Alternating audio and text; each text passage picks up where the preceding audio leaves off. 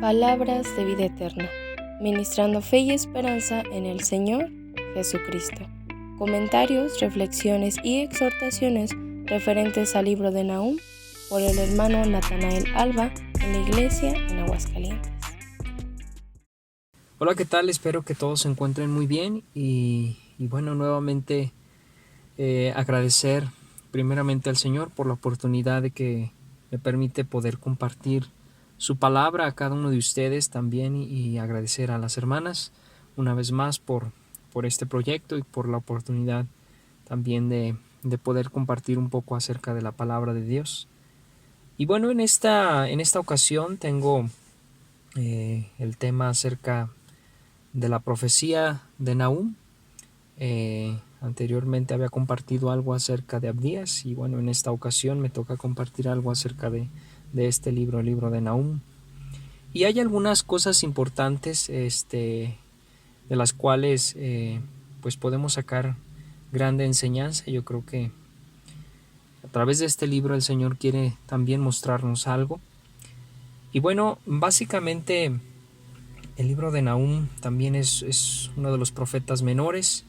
La verdad es que también es algo breve, no es tan extenso pues en su profecía este profeta, pero básicamente el libro de Nahum se centra en un tema específico.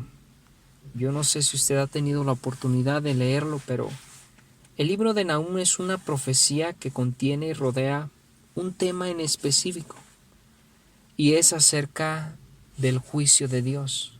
Habla básicamente acerca de esto, del juicio del Señor, pero el juicio específicamente hacia un pueblo, hacia una nación.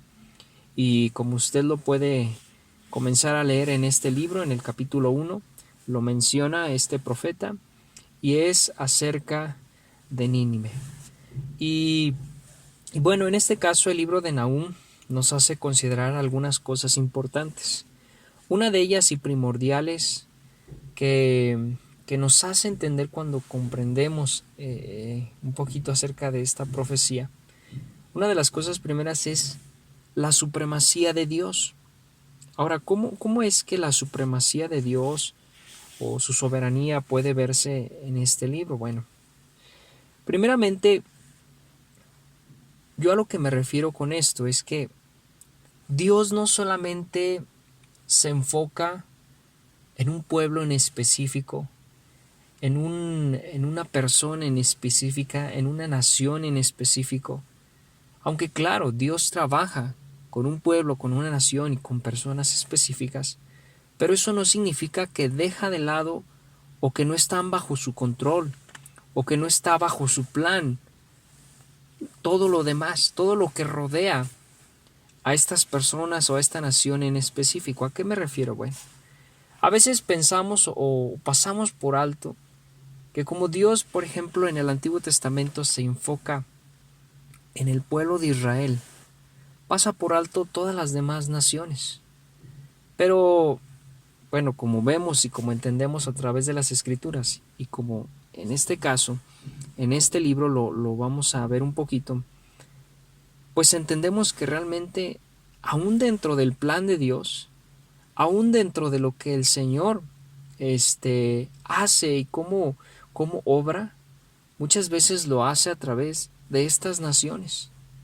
Y es curioso porque a pesar de que en este caso Nínive, que es donde se centra esta profecía, es una nación, es un pueblo, es un imperio, un reino que no tiene nada que ver con el pueblo de Israel, que es un pueblo extranjero, que es extraño a los pactos de Dios, pero que aún Dios tiene el control sobre ella.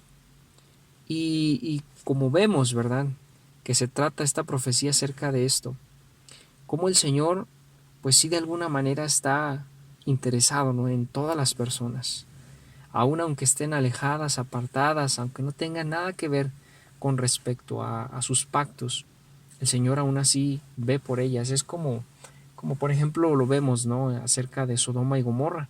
Aunque era un pueblo extraño, era una nación extranjera, ajena a Dios, aún así el Señor, y vemos su juicio, ¿no?, sobre este pueblo.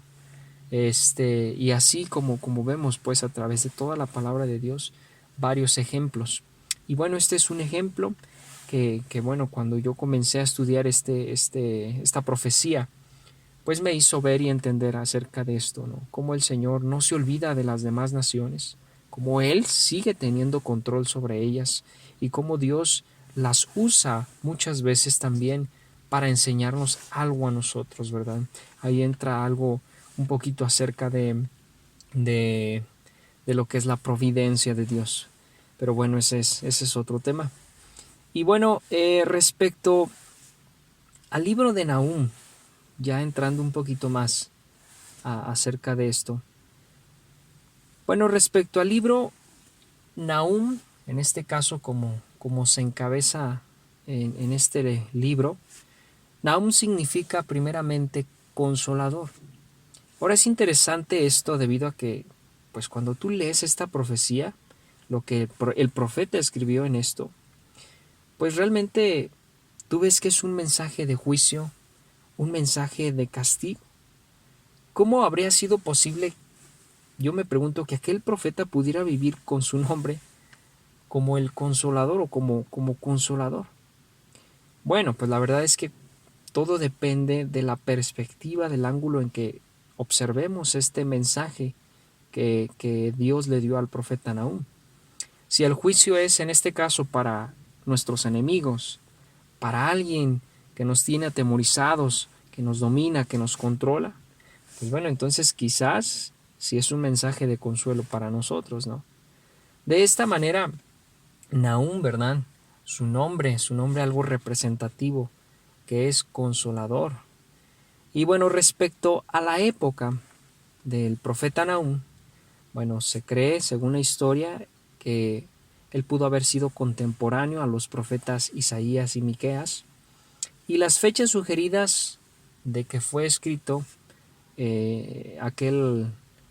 esta profecía, pues, y la fecha en la que él pudo haber vivido, pues está entre el 720 y 636 a.C. Bueno, considerando acerca del texto, del contexto, perdón, de este libro, bueno, algo nosotros ya sabemos sobre los ninivitas. Por ejemplo, algo que viene quizás a nuestra mente rápidamente, pues es Jonás. Precisamente si nosotros recapitulamos lo que sabemos acerca de la ciudad de Nínive, bueno, primeramente Dios había enviado tiempo atrás, antes de Nahum, al profeta Jonás a aquella ciudad. Se cree que alrededor de entre 100 a 150 años antes de la profecía de Nahum. Y bueno, pues como lo vemos en Jonás, fue con el fin de llevar un mensaje de juicio, pero también de arrepentimiento.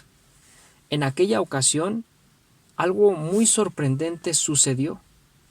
En este caso, la ciudad completa de Nínive, cuando escuchó el mensaje que llevaba el profeta Jonás, pues como vemos y entendemos en las Escrituras, es que toda aquella nación, todo aquel pueblo, sus habitantes se volvieron a Dios.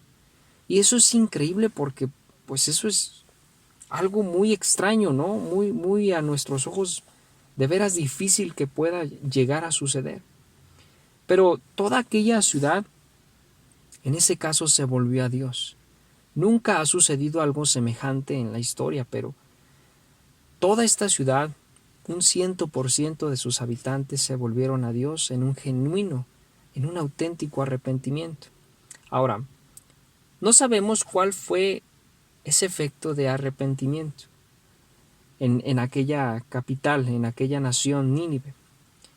Pero me imagino yo que debió haber sido un gran impacto, que todo un pueblo, que toda una nación se haya vuelto a Dios en arrepentimiento. Creo que eso es algo grandioso, algo que yo creo que cualquier predicador, cualquiera que tiene el deseo de compartir el evangelio, pues quisiera, ¿no?, lograr ver eso. Bueno, en este caso fue un gran día, obviamente, cuando tantas personas decidieron volverse a Dios, pedirle perdón por sus pecados, arrepentirse. Pero como todo, pasó el tiempo, pasó un cierto tiempo, nos hacemos una pregunta: ¿qué sucedió después? ¿Fue algo que permaneció la gente en ese arrepentimiento, en ese volverse a Dios? ¿Se convirtió esa nación en una nación piadosa? Pero bueno, como lo vemos y como lo vamos a entender en este libro de Nahum, la respuesta es que no, ¿verdad? Fue así porque al pasar el tiempo se apagó esa renovación que en aquel momento fue cuando Jonás los visitó. Con el tiempo ellos regresaron una vez más a su paganismo, volvieron a ser tan brutales como lo habían sido antes, y esa nación había recibido un mensaje de parte de Dios. Pero después llegó Nahum con otro mensaje, y es que aquella ciudad había vuelto a cometer las mismas maldades, se había vuelto a sus mismas prácticas. Nínive era la capital del imperio asirio, y esto es importante considerarlo y entenderlo, porque en otros pasajes y en otros textos vemos involucrado a Asiria, y bueno, cuando escuchamos de Asiria significa que Nínive está involucrado, porque Nínive era la capital del imperio asirio. Entonces, en aquel tiempo, Asiria era uno de los imperios con mayor influencia, con mayor preeminencia en esos tiempos antiguos. Era tanta su riqueza que casi incluso era incontable, como nos lo dice el mismo profeta Nahum en el capítulo 2 y versículo 9, donde nos menciona y nos dice ahí: saquead plata, saquead oro, no hay fin de las riquezas y suntuosidad de todo ajuar de codicia. Algo que ahí está mencionando el profeta Nahum, pues bueno, es parte de la grande riqueza que incluso era incontable del imperio asirio. Obviamente esto debido a todas las conquistas, ¿verdad?, que hacía este imperio y todas las posesiones y el botín que adquiría. Pero también era un imperio que tenía una extensión en su poder grande que, bueno, como lo vemos en las escrituras, pues llegó a alcanzar incluso al pueblo de Israel, al pueblo de Judá.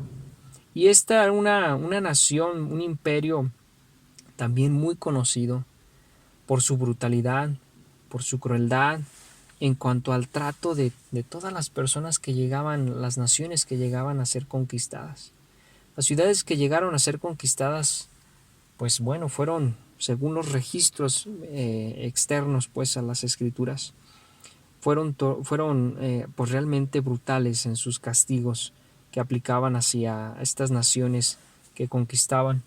Pero también además se nos cuenta en la historia secular que incluso cuando el ejército asirio llegaba a atacar algún país, en muchos lugares dice que las mismas naciones que iban a ser conquistadas, al saber y conocer cómo era aquel imperio asirio, dice que preferían las mismas naciones evitar aquel sufrimiento, aquella agonía que les esperaba, que preferían suicidarse de una forma colectiva.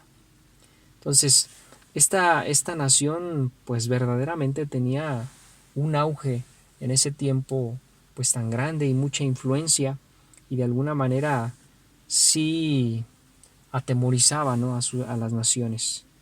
Además, esta ciudad estaba, como lo vamos a ver ahí mismo en Nahum, era una ciudad completamente entregada a la idolatría, una nación entregada a la práctica de todo tipo, desde brujería, hechicería, magia, como Nahum nos lo cita en el capítulo 3, dice en el versículo 4. Dice ahí el profeta: a causa de la multitud de las fornicaciones de la ramera de hermosa gala, maestra de brujerías, que vende las gentes con sus fornicaciones y los pueblos con sus hechizos. Entonces era una nación que también estaba dada y entregada a la idolatría y a la hechicería. Entonces todo esto es importante considerarlo en el contexto y me gusta mencionarlo para saber un poquito de qué es lo que está hablando en este caso el profeta Nahum. Entonces era una nación pues de la cual Dios ya había tratado con ella, El Señor ya había hablado una vez a este pueblo, quizás no una, a lo mejor muchas otras veces más, por medio del pueblo de Israel. Pero en esta ocasión, Nahum se centra ya no en un mensaje como quizás el de Jonás, sino ahora ya un mensaje en donde el Señor simplemente está diciendo lo que Él ya va a hacer con aquella nación. El libro de Nahum puede ser dividido en 3 secciones. La primera es la ira de Dios contra Nínive. La segunda es el anuncio de la caída de Nínive. Y la sección 3, la última, es la destrucción total de Nínive. En este caso yo voy a leer del capítulo 1, en el versículo 1 al 14, dice: Carga de Nínive, libro de la visión de Nahum de Elcos. Dios celoso y vengador es Jehová, vengador es Jehová y Señor de ira. Jehová que se venga de sus adversarios, que guarda enojo para sus enemigos. Jehová es tardo para la ira y grande en poder, no tendrá el culpado por inocente. Jehová marcha entre la tempestad y turbión, y las nubes son el polvo de sus pies. Él amenaza la mar y la hace secar y agota todos los ríos. Basán fue destruido y el Carmelo y la flor del Líbano fue destruida. Los montes tiemblan en él. Los collados se deslíen y la tierra se abraza a su presencia, y el mundo y todos los que en él habitan. ¿Quién permanecerá delante de su ira? ¿Quién quedará en pie en el furor de su enojo? Su ira se derrama como fuego y por él se hienden las peñas. Bueno es Jehová, para fortaleza en el día de la angustia, y conoce a los que en él confían. Mas con inundación impetuosa hará consumación de su lugar, y tinieblas perseguirán a sus enemigos. ¿Qué pensáis contra Jehová? Él hará consumación, la tribulación no se levantará 2 veces, porque como espinas entretejidas mientras se embriagan los borrachos, serán consumidos como las estopas llenas de sequedad. De ti salió el que pensó mal contra Jehová, un consultor impío. Así ha dicho Jehová: aunque reposo tengan y sean tantos, así serán talados, y él pasará. Bien que te ha afligido, no más te afligiré, porque ahora quebraré su yugo de sobre ti, y romperé tus coyundas. En esta primera parte, pues, que acabamos de leer, nos habla acerca de la ira y de la justicia de Dios contra los ninivitas. Es importante comprender en este punto que aunque Dios juzgue a una nación, a un pueblo o a los hombres, esto no significa que Dios no ame. Y no podemos evitar esa realidad. Muchas veces pasa, ¿no?, con los niños pequeños, ¿no? Cuando los padres los corrigen, muchas veces los hijos llegamos a pensar de nuestros padres, ¿no?, que no nos aman, que no nos quieren, porque nos dan corrección. Quizás en este caso, a veces dentro de nuestras mismas iglesias sucede también esto, ¿no? Y a veces hay miembros en nuestra iglesia pues que quizás no andan muy bien y son sujetos a cierta corrección o a cierta disciplina en la iglesia. Y a veces nos sentimos agredidos, ofendidos, y también llegamos a pensar esto, ¿no? Es que quizás no me aman los hermanos, quizás el pastor es muy severo conmigo y no me ama en el Señor. Pero la verdad es que esta es una idea errada, una idea equivocada, porque todo lo opuesto, todo lo contrario, como la misma palabra de Dios nos enseña, una manera de demostrar el amor es por medio de la corrección, ¿verdad? En este caso el Señor parece, ¿no? Quizás podríamos pensar, bueno, es que Dios no ama a aquella nación, porque quizás no pertenece a su pueblo. Pero la verdad es que Dios amaba también a aquella nación. Y el hecho de que Dios pues esté dando una profecía a esta nación, pues significa que el Señor está interesado en ella. Yo creo que simplemente si el Señor no estuviera interesado en aquella nación, simplemente los hubiera dejado. No hubiera actuado el Señor. Pero el Señor actuó porque estaba interesado en ellos. Ahora, el factor que hace el juicio de Dios, es importante considerar que Dios no lleva a cabo su juicio impulsado por la irritación. O sea, Dios no es como a veces nosotros llegamos a actuar, que en nuestra irritación nos enojamos y hacemos ciertos juicios y ciertas cosas. Gracias al Señor que Él no actúa de esa manera, ¿verdad? Porque yo creo que estaríamos consumidos. Tampoco el Señor actúa de una manera vengativa. El Señor no toma venganza de alguna manera en el sentido de que Él se arrebata, pues. No es así. No lo hace con un espíritu de venganza tratando de ajustar cuentas, poniendo esto en el contexto, pues, de cómo actuamos nosotros. Él no juzga porque por un instante se haya enfadado y haya estallado, ¿verdad? De pronto un arrebato emocional, sino que Dios juzga, Dios hace juicio porque Él es justo. Él nos ama, pero eso no deja de lado que Él sea justo. Y esa es una de las cosas importantes de la que nos olvidamos y que el mundo se olvida, ¿verdad? Y ya que es justo en su trato con los seres humanos, pues Dios tiene que enfrentar también, tenemos nosotros mismos que enfrentarnos, en este caso, a las consecuencias de nuestros pecados. Entonces, Nínive era una ciudad que Dios amaba, sí, y esto fue lo que dijo incluso al profeta Jonás. Si nosotros vemos en las Escrituras, Jonás quería ver aquella ciudad, aquella nación destruida. Quizás él por un sentido patriótico, quizás por un sentido pues de la opresión que vivían por causa de las manos de aquella nación asiria. Pero Dios, como vemos ahí en Jonás, le dice, ¿y no tendré yo piedad de Nínive? Aquella gran ciudad donde hay cientos de personas, miles de personas que no saben discernir entre su mano derecha y su mano izquierda, y muchos animales. Esto nos hace reflexionar, pues, de que de alguna manera Dios buscaba la reconciliación con aquella nación. Y es que Dios, en su deseo y en su voluntad, pues siempre es perdonar, ¿verdad? Es siempre estar bien de alguna manera con aquellos que están en enemistad con Él. Y en este caso, pues, Nínive era una nación que en su momento Dios quiso reconciliarse con ellos. Sin embargo, pues el arrepentimiento había sido transitorio, el tiempo había pasado y Dios Dios pacientemente había dado una nueva oportunidad a aquella nueva generación para que se arrepintiera. Porque esto incluso lo leemos en el versículo 3 de Nahum, dice en el capítulo 1, que va a estar para la ira, grande en poder, y no tendrá el culpado por inocente. Y se me hace curioso que primero menciona aquí el Señor, Él es tardo para la ira. Y es que es cierto, el Señor es tardo para la ira, y su paciencia está, ¿verdad?, ahí latente, incluso lo vemos en el mundo, que por esto es que el Señor envía a embajadores para que prediquen su palabra, que haya almas que se conviertan a Él, porque Él es paciente, ¿verdad? Y Dios, en este caso, con aquella nación fue paciente para que se volviera a Él.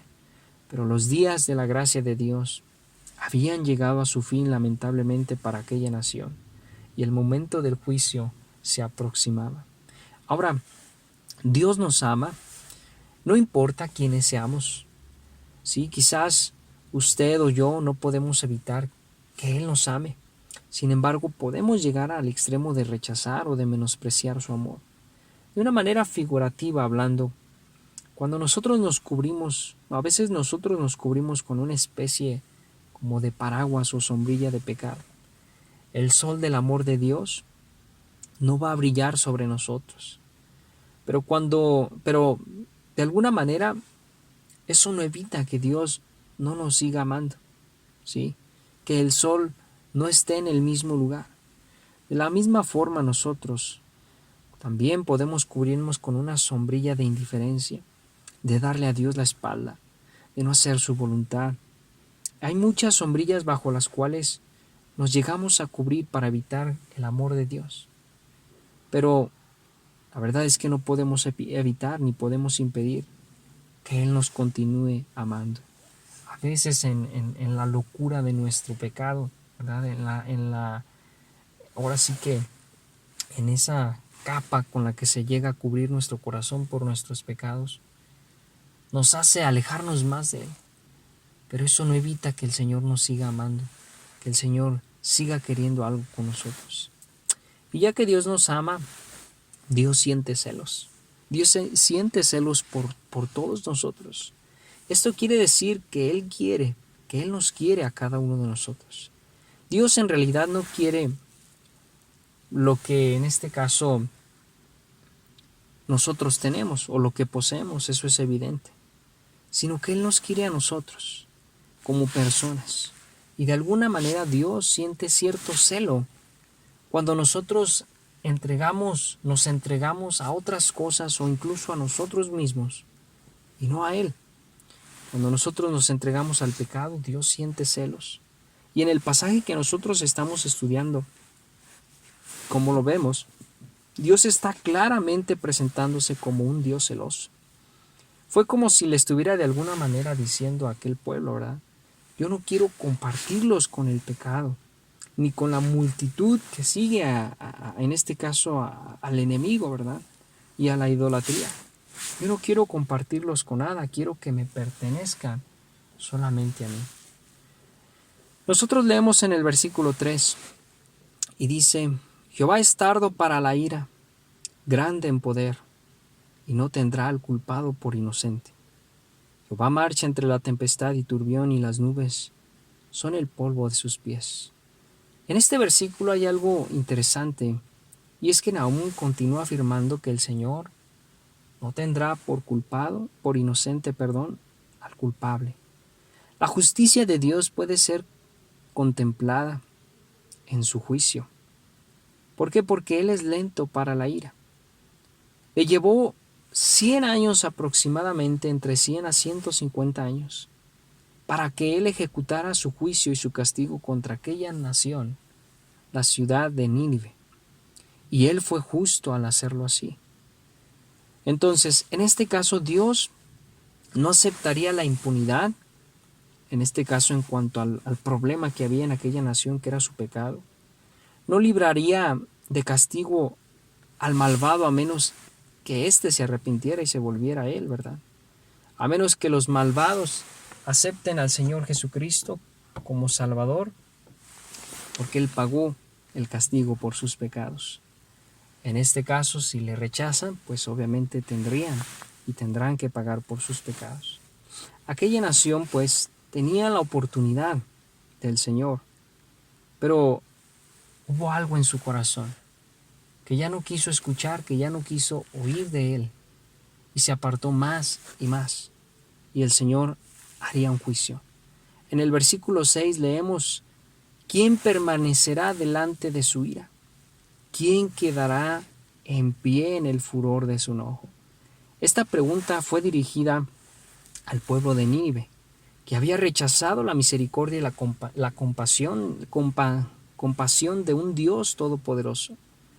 Aquí la pregunta es, tú tienes la respuesta a la pregunta: ¿quién puede permanecer delante del enojo del Señor, delante de su ira? Bueno, obviamente, quizás nosotros pensemos en nuestra ignorancia que hay una posibilidad, porque tal vez estamos confiando en nuestra propia justicia, en nuestra propia bondad. Pero la verdad es que nadie puede permanecer delante del Señor. ¿De veras creemos que realmente podemos presentarnos delante de Él, de un Dios santo que aborrece el pecado de manera absoluta y que va a castigar el pecado? ¿Podrá de veras mantenernos ante su presencia santa, limpia? Bueno, la verdad es que nos autoengañamos a nosotros mismos. Y qué triste es que el mundo se encuentra en este engaño, en esta autoconfianza, en esta autojusticia en la cual confía el mundo y piensa que por esto podrá permanecer delante del Señor. Pero es un engaño, ¿verdad? Porque nadie puede presentarse ante el Señor si no es confiando solamente en su propia justicia del Señor Jesucristo.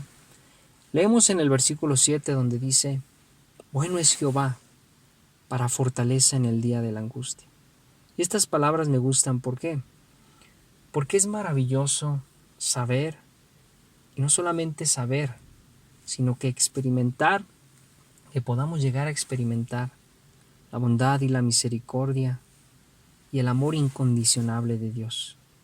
Yo no sé quién sea usted que me está escuchando, dónde esté, dónde se encuentre, pero donde sea que nos encontremos, hay una verdad, y es que Dios nos ama. Dios ama a todo el mundo. Dios quiere salvarnos a todo el mundo. Y si quizás a lo mejor alguno de ustedes que me está escuchando no es salvo aún, bueno, Dios le ama. Y Dios quiere acercarle y reconciliarse hacia con Él. Dios es bueno y esa es la verdad fundamental de las Escrituras. También es la verdad fundamental para la vida. Y es que el Señor es bueno. Y Él es bueno en todos los aspectos, ¿verdad? Leemos después en el versículo 9, ¿qué pensáis contra Jehová? Él hará consumación, la tribulación no se levantará dos veces. Y esto también llama mi atención, ¿verdad? Porque así como nos muestra lo bueno, lo bondadoso, lo misericordioso que Él es, también hay no cierta, sino más bien, también está su justicia, ¿sí? Y estas palabras son de alguna manera hasta cierto punto como amenazadoras, ¿no? Pero Nahum escribió que el Señor no tomaría venganza dos veces de sus enemigos. ¿Qué significa esto? Que Nínive no iba a tener una segunda oportunidad. Y qué triste, qué lamentable. Quizás podríamos pensar, ¿por qué? Bueno, es que Dios había dado muchas oportunidades a aquel pueblo. Dios había llamado a aquel pueblo de muchas maneras. Pero su tiempo había llegado. El juicio de Dios les había alcanzado. Ellos habían cruzado ya aquella línea invisible, ¿verdad?, delimitadora, que se establece cuando llega un punto en donde rechazamos tanto al Señor reiteradamente, que el Señor dice, bueno, entonces solamente queda ejecutar mi juicio. Ahora, esto no quiere decir que la gracia de Dios no nos puede alcanzar, pero sí que llega un punto en donde alcanzamos este punto, ¿verdad? Y ya no queda más que hacer. Pero la verdad es que nadie tiene que llegar a este punto. Y bueno, aunque quizás esto lo vemos en una nación, en aquella nación lo que sucedió, la verdad es que hoy en día también lo vemos. Muchas personas que lamentablemente siguen rechazando al Señor, o que tienen la oportunidad de escuchar por sus familiares, por sus amigos, por sus conocidos, y constantemente están rechazando la palabra de Dios. Pero va a llegar un momento en donde, como dice el Señor, ¿verdad?, están acumulando simplemente juicio, ira para el día de la ira. En este caso, no necesitamos llegar a ese punto. Como dice la Escritura, si hoy oyereis su voz, no endurezcáis vuestro corazón. También en otro pasaje dice, o menospreciáis las riquezas de su benignidad, de su paciencia, de su longanimidad, ignorando que su benignidad te guía a arrepentimiento. Y es que mientras hay vida, como dice también, hay esperanza. Hoy el Señor da la oportunidad, la puerta abierta a todo aquel que quiera venir a Él para que se arrepienta y pueda ser reconciliado con Él. No necesitamos esperar hasta el último momento para reconciliarnos con el Señor. La verdad es que el libro de Nahum nos trae una grande enseñanza, una enseñanza que primeramente nos hace considerar la bondad de Dios. ¿Por qué? Porque si hasta hoy nosotros tenemos vida, es por su gracia y por su misericordia y porque Dios quiere algo con nosotros. Y es que nosotros estemos bien ante Él. Pero también es un mensaje de juicio para aquellos que no quieren aceptarle y que se niegan a aceptar su mensaje y rechazan su palabra. También es un mensaje de advertencia. Entonces, como lo vemos en este libro, es muy interesante que nos anuncia prácticamente la ira, el juicio de Dios contra una nación. Pero también, viendo el contexto, vemos la bondad, ¿verdad? Y la misericordia del Señor. Si leen todos los demás capítulos, básicamente nos habla del desenlace y del desarrollo, ¿verdad? De lo que sucedió con aquella nación. Lamentablemente fue una nación que fue destruida, que fue prácticamente deshecha y que incluso hasta el día de hoy pues se encuentran simplemente ruinas de aquella nación. Pero bueno, de alguna manera algo nos muestra el Señor a través de este pueblo y de esta nación, y de que hoy tenemos la oportunidad de reconciliarnos con Él, ¿verdad? Y de que el juicio no está divorciado con la bondad y la misericordia de Dios. Espero que les haya sido de bendición este mensaje, hermanos. Que Dios les bendiga. Y bueno, esperamos que este video haya sido de edificación. Y si te fue de bendición, compártelo. Palabras de vida eterna, ministrando fe y esperanza en el Señor Jesucristo.